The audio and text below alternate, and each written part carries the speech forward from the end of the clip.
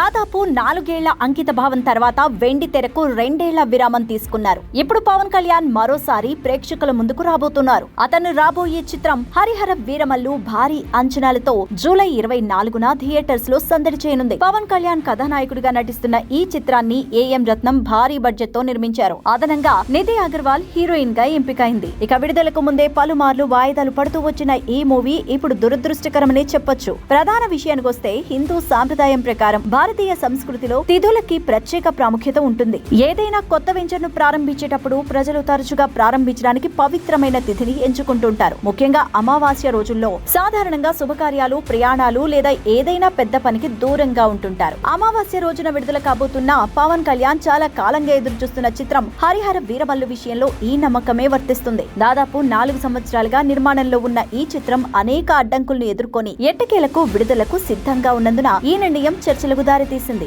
చాలా మంది ప్రజలు దీన్ని అమావాస్య రోజున విడుదల చేయడాన్ని నిరాకరిస్తారు. దీన్ని అశుభ సమయంగా పరిగణించి దాన్ని ప్రతికూల శకునంగా చూస్తారు. దీంతో పాటు చిత్ర బృందంపై ఆగ్రహాన్ని వ్యక్తం చేస్తున్నారు. పవన్ కళ్యాణ్ లాంటి అగ్ర హీరోలు నటించిన సినిమాలు విడుదలవుతున్న నేపథ్యంలో ఈ సినిమా విడుదలకు సరైన సమయం మరియు తేదీ ఏంటి అంటూ సోషల్ మీడియాలో కోపాన్ని పోస్ట్ చేస్తున్నారు. అమావాస్య రోజున జరగాల్సిన విడుదలపై ప్రభావం పడుతుందా అని కొందరు ప్రశ్నించడం కూడా గమనార్హం. అమావాస్యతో ముడిపడి ఉన్న ఈ ప్రతికూల సెంటిమెంట్ ను వీరమల్లు ఎలా అధిగమిస్తాడో చూడాలి. ఈ మాటలు వైరల్ కావడంతో అభిమానులు, సినీ పరిశ్రమలోని వారు తమ అభిప్రాయాలను పంచుకుంటున్నారు. వీరమల్లునికి అమావాస్య సెంటిమెంట్ కలిసి వచ్చినట్లయితే అది సినిమా కలెక్షన్స్ పై ప్రతికూల ప్రభావం చూపిస్తుందని వారు సూచిస్తున్నారు. అయితే ఇలాంటి నెగటివ్ వైబ్స్ పవన్ కళ్యాణ్ నటించిన సినిమాపై ఎలాంటి ప్రభావాన్ని చూపిస్తాయి? వాస్తవానికి అమావాస్య సెంటిమెంట్ తో ప్రభావితమైన వారు రాకూడదని ఎంచుకుంటే సినిమా ప్రారంభ రోజున హాజరు కాకపోవడం వల్ల ఎటువంటి హాని లేదు. ప్రధానంగా పవన్ కళ్యాణ్ అభిమానులతో థియేటర్స్ నిండిపోతాయి. ఈ చిత్రం మొదటి రోజు సానుకూల సమీక్షలను అందిస్తుంది. పరిశ్రమల వర్గాల ప్రకారం రెండవ రోజు ప్రేక్షకుల ఎంపికలో